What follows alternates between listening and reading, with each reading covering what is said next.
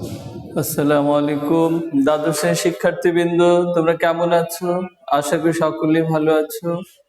আমরা পদার্থ বিজ্ঞানের ক্লাসে প্রথম পত্র থেকে পর্যায়বৃত্ত গতি শেষ করেছিলাম গত ক্লাসে।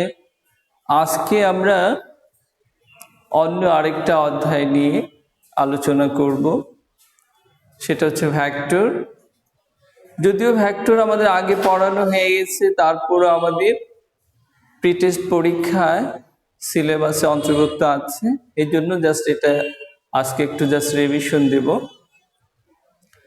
আজকে আমরা ভেক্টর ক্যালকুলাস নিয়ে আলোচনা করব।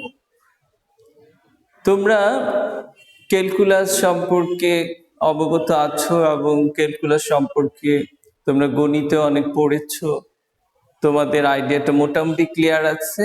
তারপরে পদার্থ বিজ্ঞানের ক্যালকুলাসটা একটু পার্থক্য আছে, সেটা নিয়ে আমরা আজকে আলোচনা করব।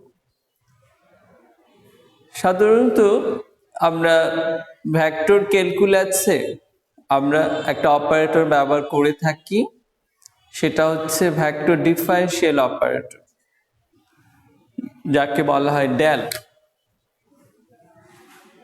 এই চিহ্নটা তোমরা সবাই চিহ্নটা চেনো, এটাকে কি বলা হয়? ডেল বা vector differential operator.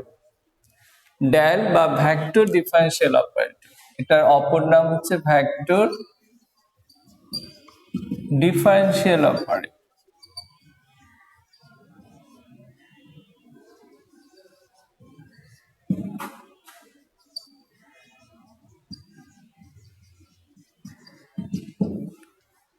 Vector differential operator বা ডেল, স্যার হ্যামিল্টন এই অপারেটরটা আবিষ্কার করেন। এই অপারেটর কাজ হচ্ছে কোন একটা ফাংশনকে অপারেট করে অন্য একটা ফাংশনে রূপান্তর করা। ভেক্টর ডিফারেনশিয়াল অপারেটর কাজই হচ্ছে কোন একটা ফাংশনে অপারেট করে অন্য একটা ফাংশনে রূপান্তর করা। তাহলে এই ভেক্টর ডিফারেনশিয়াল অপারেটরের দ্বারা আমরা কি করব এবং কোথায় কোথায় এটার ব্যবহার করব?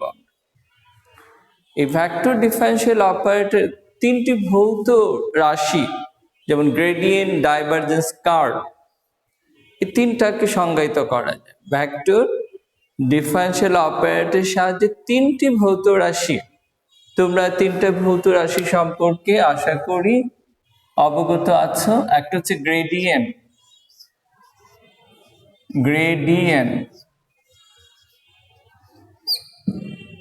অপরটা হচ্ছে ডাইভারজেন্স,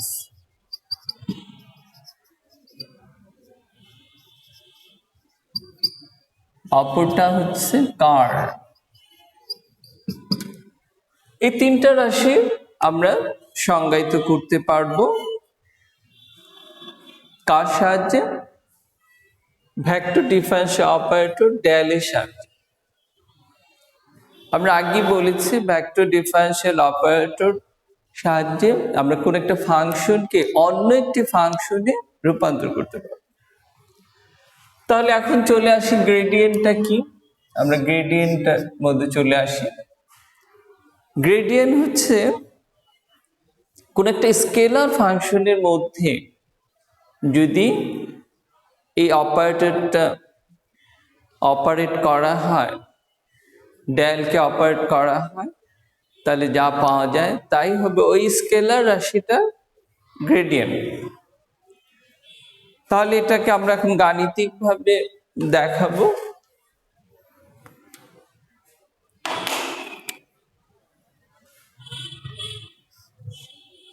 ডেল ফাই, ফাইটা হচ্ছে এক্স ওয়াই জেড অবস্থানে একটি স্কেলার ফাংশন, আর ডেলটা হচ্ছে একটা ভেক্টর ডিফারেনশিয়াল অপারেটর। আমরা ত্রিমাত্রিক স্থানাঙ্ক ব্যবস্থায় ডেলের একটা মান পাই, সেই মানটা হচ্ছে del by del x I del by del y j plus del by del z k। এটা হচ্ছে ডেলের মান ত্রিমাত্রিক স্থানাঙ্ক ব্যবস্থা। তাহলে এখন যদি আমরা এই ডেলের মানটা এখানে বসিয়ে দিই তাহলে কি অবস্থা হয়, del by del x I plus del by del y j plus del by del z k কি দিয়ে গুণ হবে, স্কেলার একটা ফাংশন, সেটা হচ্ছে ফাই। এখন যদি ফাই দিয়ে গুণ করে দেই তাহলে কি হবে, del phi by del x I del phi by del y j del phi by del z k। এটাকে আমরা বলতে পারি সমান গ্রেড ফাই, মানে গ্রেডিয়েন্ট ফাই।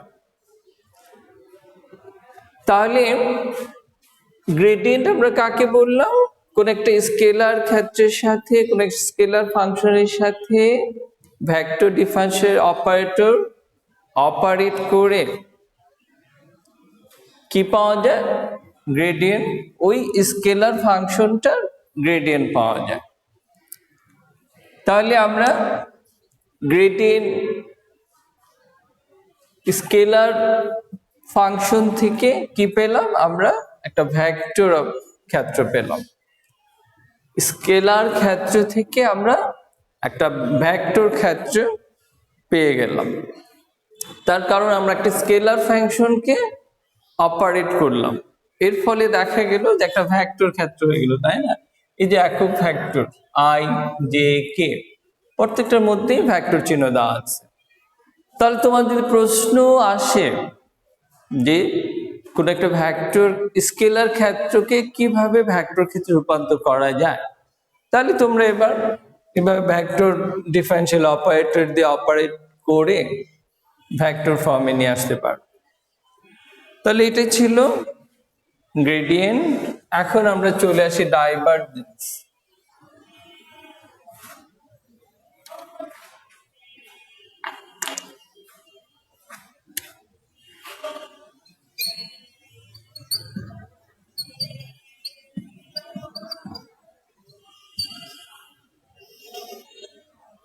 ডাইভারজেন্স হচ্ছে কোন একটা ভেক্টর ফাংশনকে ভেক্টর ডিফারেন্সিয়াল অপারেটরের সাহায্যে অপারেট করে বা ডট গুণন করে যা পাওয়া যাবে সেটা হবে ওই ভেক্টর ফাংশনটার ডাইভারজেন্স। জিনিসটা আবার বুঝতে চেষ্টা করো। ডাইভারজেন্স হচ্ছে কোন একটা ভেক্টর ফাংশন, ধরে নেই ভি, এটা কি ভেলোসিটি অর্থাৎ ব্যাগটাকে একটা ভেক্টর আসি। তাহলে একটা ভেক্টর ফাংশনের মধ্যে যদি আমি একটা ডিফারেন্সিয়াল অপারেটরকে ডট গুণন করি তাহলে কি পাওয়া যাবে, ওই ভেক্টর ফাংশনটার ডাইভারজেন্স পাওয়া যাবে। ভেক্টর ফাংশনটা কি ভি, তাহলে ভি এর ডাইভারজেন্স হবে যদি আমরা ডট গুণন করি। তাহলে কি হবে, ডট গুণন করলে আবার ওই আগের মতো আমরা ডেলের মানটা লিখে ফেলি, del by del X I del by del y j del by del z k। Dot গুণন করব। এখন ভি এর ত্রিমাত্রিক স্থানাঙ্ক ব্যবস্থায় ভি এর মানটা কত, V X I V Y J V Z K, হচ্ছে ত্রিমাত্রিক স্থানাঙ্ক ব্যবস্থায় ভি এর মান। তাহলে আমরা ভি ভেক্টরের মানটা লিখবো V X I V Y J V Z K. আমরা ডট গুণন ভেক্টর গুণনের মধ্যে পড়েছিলাম যে ডট গুণনের কি মানটা পাওয়া গিয়েছিল তখন, আমি এটা লিখা দিই তাহলে তোমাদের মনে পড়বে। আমরা এ ডট বি এটাকে গুণন করে কি পেয়েছিলাম?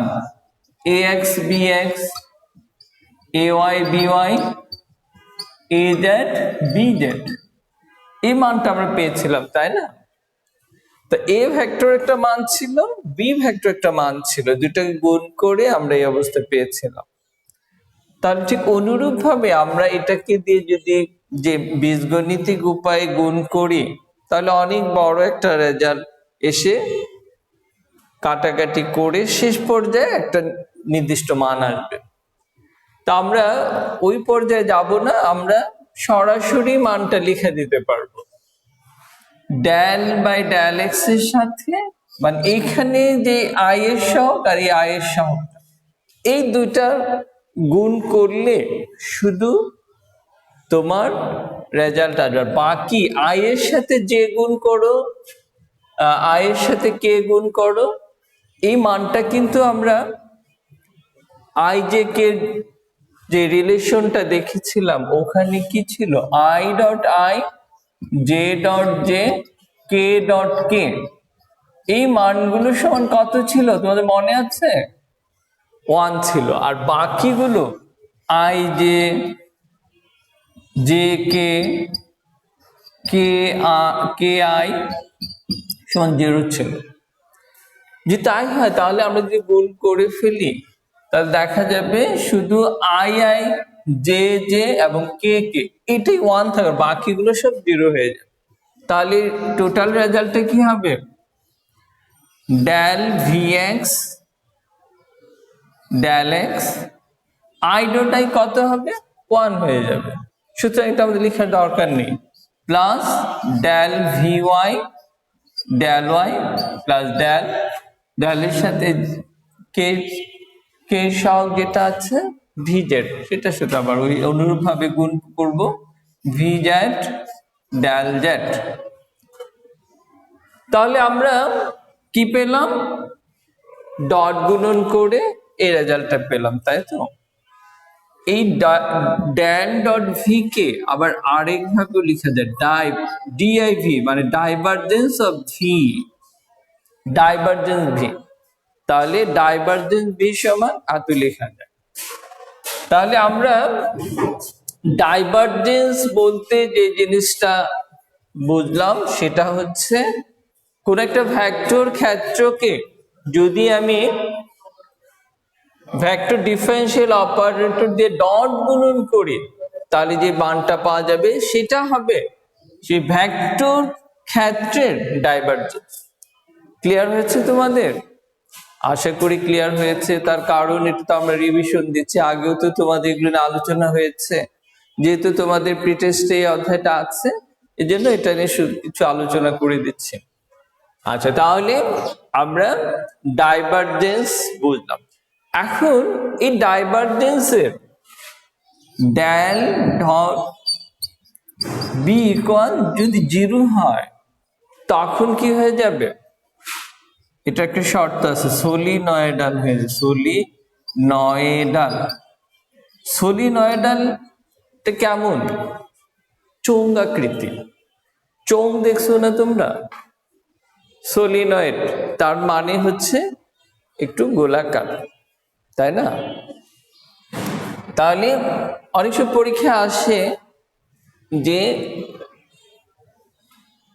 ভেক্টর ক্ষেত্রটি ডাইভারজেন্স নির্ণয় করে দেখাও যে ক্ষেত্রটি সলিনয়েডাল কিনা। যদি দেখা যায় আমাদের ডাইভারজেন্স নির্ণয় করে রেজাল্টে 0 আসে, বলে দেব সলিনয়েডাল, না হয় নয়। তাহলে এভাবে আসে। আবার অনেক সময় আবার অন্যভাবে আসে। একটু আগে আমরা গ্রেডিয়েন্টের সময় বলেছিলাম যে কোন একটা স্কেলার ক্ষেত্রকে ভেক্টর ক্ষেত্রে রূপান্তর করতে গেলে কি করতে হয়? গ্রেডিয়েন্ট করতে হয়। আর যদি বলা হয় যে একটা ভেক্টর ক্ষেত্র আছে, একে কিভাবে স্কেলার ক্ষেত্রে রূপান্তর করা যায়, তখন তোমাদের কি করতে হবে? তখন তোমার এখানে কিন্তু বলে দেয়নি যে ডাইভারজেন্স নির্ণয় করে দেখাও, বলে দেয়নি, কিন্তু তোমার তখন ধরে নিতে হবে যে স্কেলার ক্ষেত্র থেকে ভেক্টর ক্ষেত্রে নিতে গেলে গ্রেডিয়েন্ট হয় যেমন, ঠিক উল্টো ভাবে ভেক্টর ক্ষেত্র থেকে স্কেলার ক্ষেত্র নির্ণয় করতে গেলে ডাইভারজেন্স করতে হবে। এই জিনিসটা তোমাদের খেয়াল রাখতে হবে। তাহলে আমরা একটু পরেই একটা উদাহরণ করব। এই উদাহরণের সাথে তোমাদের গ্রেডিয়েন্ট ডাইভারজেন্স কার্ভ ক্লিয়ার হয়ে যাবে। তাহলে আমি যে কথাটা বললাম আশা করি তোমরা সকলেই বুঝেছ। এখন চলে আসি আমরা কার্ল।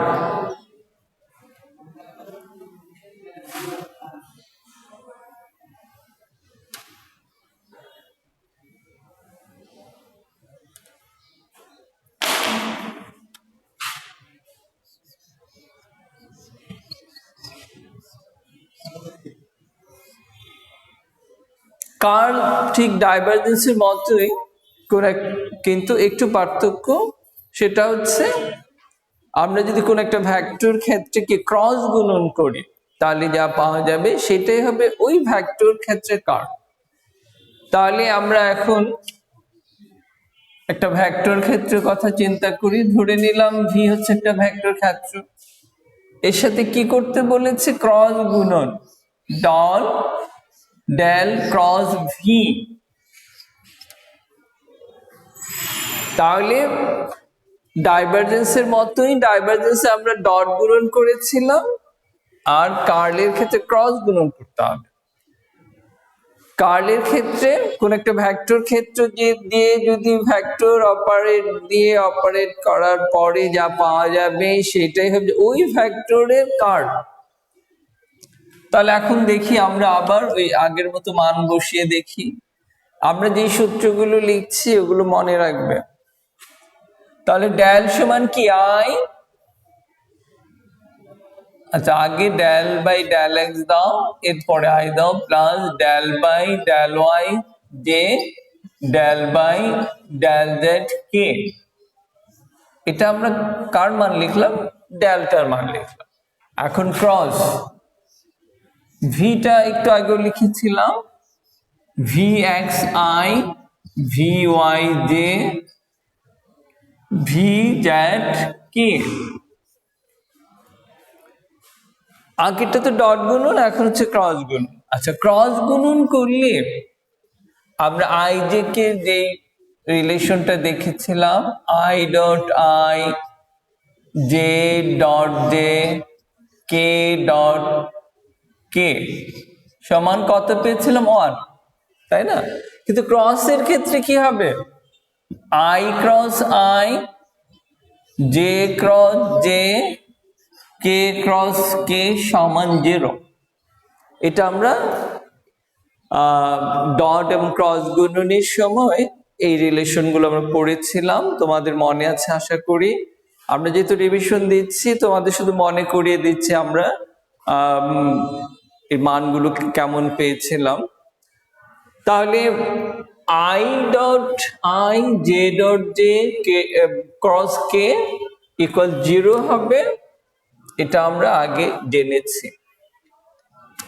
তাহলে এখন দেখো, তাহলে আমাদের এটা যদি আবার আমার বীজগণিতের উপায়ে যদি গুণ করে দেই, তাহলে যে মানটা আসবে সেই মানটা আমাদের কি হবে? যখন আই ডট আই চলে আসবে এটার সাথে এটা গুণ করলে 0 হয়ে যাবে, আর বাকিগুলোর সাথে এটার সাথে এটা এবং বাকি দুইটা এটার সাথে আবার এই দুইটা কে এর সাথে কে বাদ দিয়ে আই আর জে, এই দুইটা মানে দুইটা 6টা মান পাবো আমরা। তাহলে আমরা গুণ না করে আমরা সেই স্বাভাবিক ধারায় চলে আসি। আমরা এ ক্রস বি তে কি পেয়েছিলাম সেই নিয়ম অনুসারে ওটা বসিয়ে দিই, তাহলে হয়ে যাবে। এ ক্রস বি সমান কি? আই জে কে একটা নির্ণায়ক ফর্মে ছিল, তাই না? A X A Y A Z B X B Y B Z, এমন একটা ফর্ম ছিল, তাই না? আমাদের ক্রস গুণনে পেয়েছিলাম। ঠিক অনুরূপ ভাবে এটাকে যদি আমি ক্রস গুণন করি তাহলে এই এই একই ফর্মে চলে আসবে, তাহলে সেই ফর্মটা আমরা লিখে ফেলি আই জে কে, একক ভেক্টর দিতে হবে। এরপরে এখানে আই জে কে সহগ যেটা সেটা হবে এই লাইনে, আর পরের লাইনে হবে এখানে আই জে কে যে সহগ। তাহলে লিখে ফেলি del by del X, del by del Y, del by del Z. পরের লাইনে কি লিখবো? V X V Y V Z. তাহলে এটাই হবে কার্লের সূত্র, তোমাদের মনে রাখতে হবে এই সূত্রটাই। এখন এই সূত্রটা দিয়ে আমরা কি করতে পারি?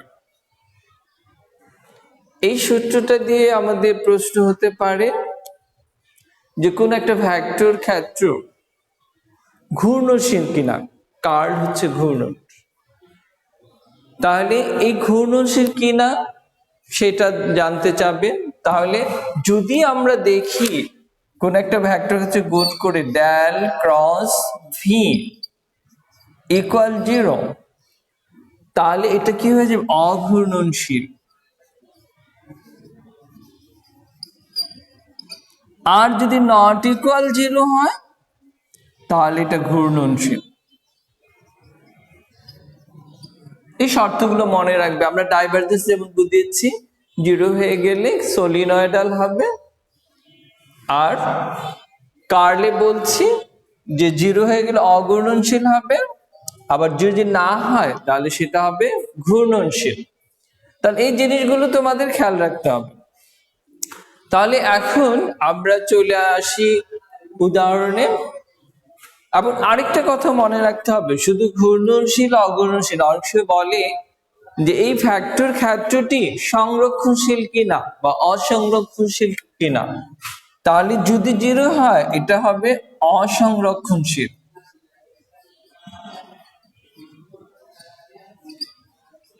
আর এটা হলে সংরক্ষণশীল। তাহলে এই শর্তগুলি তোমরা মনে রাখো, তোমাদের প্রি টেস্টে যে প্রশ্নগুলো আসবে আশা করি তোমরা সহজেই দিতে পারবে। তবু আমরা একটা উদাহরণে চলে আসি।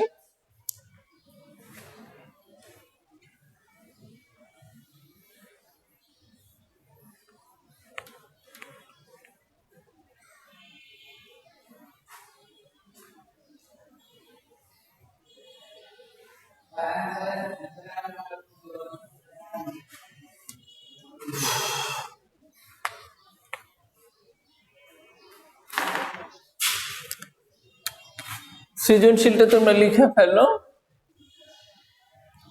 এফ ভেক্টর সমান একটা নির্দিষ্ট মান আছে, সেটা 6x² y, 6x² y minus z², এটা হচ্ছে i প্লাস z² না দিয়ে কিউব দিয়ে ফেলো। 6x² y minus z³ i। এখন যে কি হবে? প্লাস 2x³ যে সহগটা কি হবে? 2x³।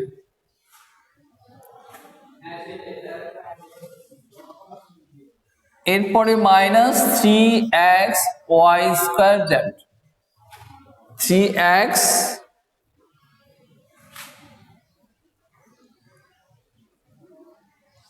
z² কে দাও? হ্যাঁ, 3x z² কে। তাহলে আমরা ভেক্টরের একটা নির্দিষ্ট মান লিখলাম, f vector 6x² y minus z³ i 2x³ i minus 3x z² k। তাহলে এটা যদি একটা ভেক্টর হয়,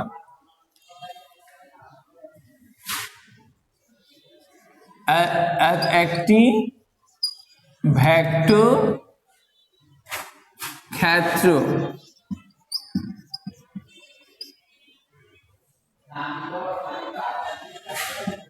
প্রশ্ন, এখন প্রশ্নটা হচ্ছে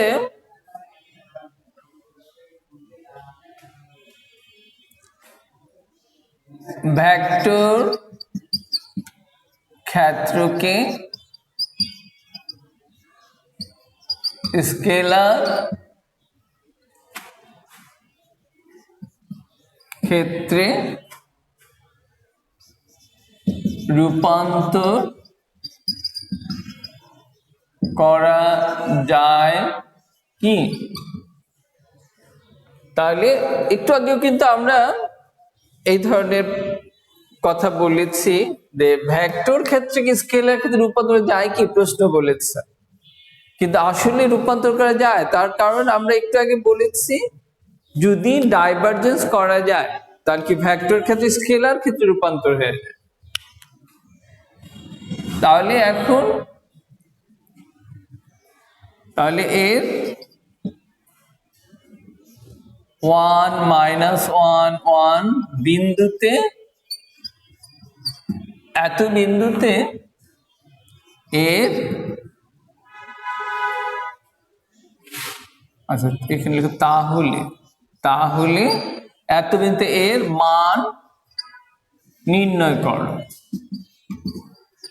যদি স্কেলার ক্ষেত্রে রূপান্তর করা যায় তাহলে এত বিন্দুতে এর মান নির্ণয় করো। আচ্ছা এরপরে ক্ষয়ের প্রশ্নটা আমরা দেখি। মানে আমি একটু আগে তোমাদের যা বলেছি ঠিক ওটারই একটা বাস্তব রূপ আমি এই সৃজনশীলতার মধ্যে নিয়ে আসার চেষ্টা করছি। তাহলে ভেক্টর ক্ষেত্রটি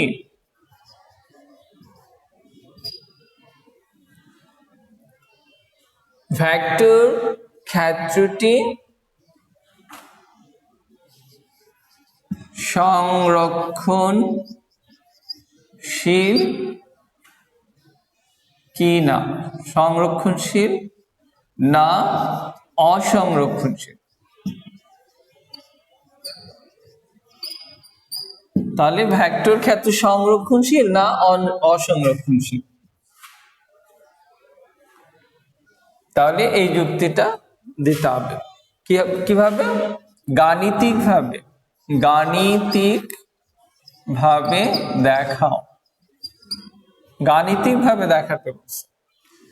তাহলে তোমরা আশা করি প্রশ্নটা বুঝতে পেরেছো। এখন তোমরা প্রশ্নটা লিখে ফেলো। প্রশ্নটা লিখে এখন দেখো আমরা কয়ের উত্তরটা একটু সংক্ষেপে দিতে চেষ্টা করি। ভেক্টর স্কেলার ক্ষেত্রে রূপান্তর করতে হলে আমাদের কি করতে হবে? একটু আগে বলেছি ডট গুণন করতে হবে, তাই না? ডট গুণন, ডাইভারজেন্স করতে হবে। এখানে লিখতে হবে যেহেতু আমাদের ভেক্টর ক্ষেত্রটা দেওয়া আছে এফ লিখতে হবে। তাহলে আমরা ডেল এর মানটা লিখে ফেলি, del by del X I, del by del Y J, del by del Z K, লিখে এফ এর মানটা বসিয়ে দিব। ডট কত 6 X square Y minus Z Q minus X Y minus Z Q দিয়ে এরপরে এখানে I 2 X Q J minus 3x Z square K. বাস এখন পরের লাইনটা কি হবে? আমরা যে একটু সূত্র দেখছি আই এর সাথে যে সহগটা আছে এটার সাথে এটা গুণ, তাহলে কি হবে? Del by del X 6x square Y minus Z Q plus এই জে এর সাথে যে সহগ del by del Y 2x Q minus এখানে যেহেতু মাইনাস আছে del by del Z 3x Z square. তাহলে এখন আমরা এটাকে ব্যবকলন করব x সাপেক্ষে। তাহলে কি হলো? এখানে 6y-টা হচ্ছে ধ্রুব, তাহলে x কে যদি x স্কোয়ার কে আমরা ব্যবকলন করি কি হয়? 2x, তাই না? মাইনাস জেড কিউ কে ডিফারেন্সিয়েট করলে 0 হয়ে যাবে, তার কারণ x এর সাপেক্ষে। প্লাস এখানে কি হবে? 2x কিউ আছে, তাই না?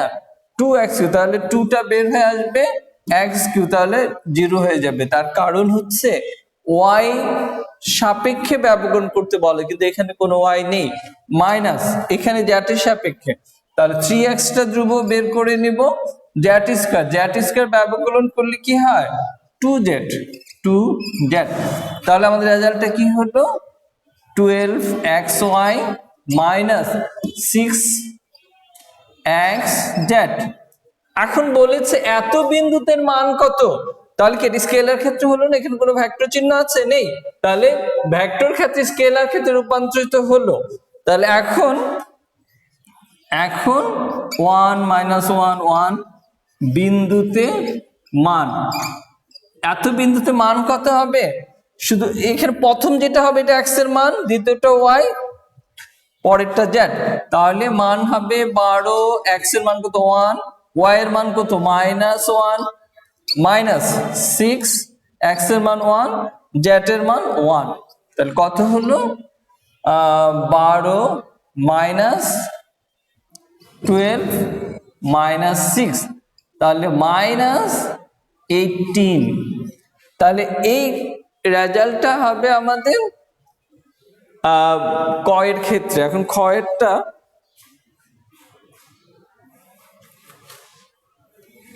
কটা তোমরা তুলে ফেলো নিজ দিয়ে, আমি ক্ষয়টা একটু দেখিয়ে দিচ্ছি, সময় একটু স্বল্পতা আছে।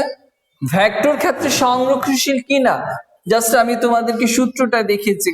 কোন ক্ষেত্রে সংরক্ষণশীল হবে? ডেল ক্রস কার্ল করলে হয়ে যাবে ডেল ক্রস এফ।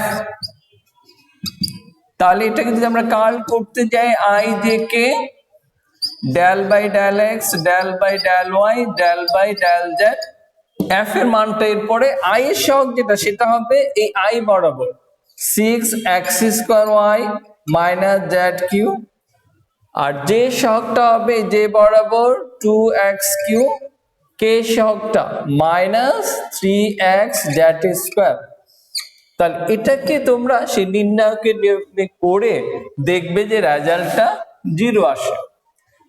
তোমরা করে দেখবে, তোমরা তো নির্ণয় করতে জানো, এটা জাস্ট আমরা রিভিশন ক্লাস নিচ্ছি।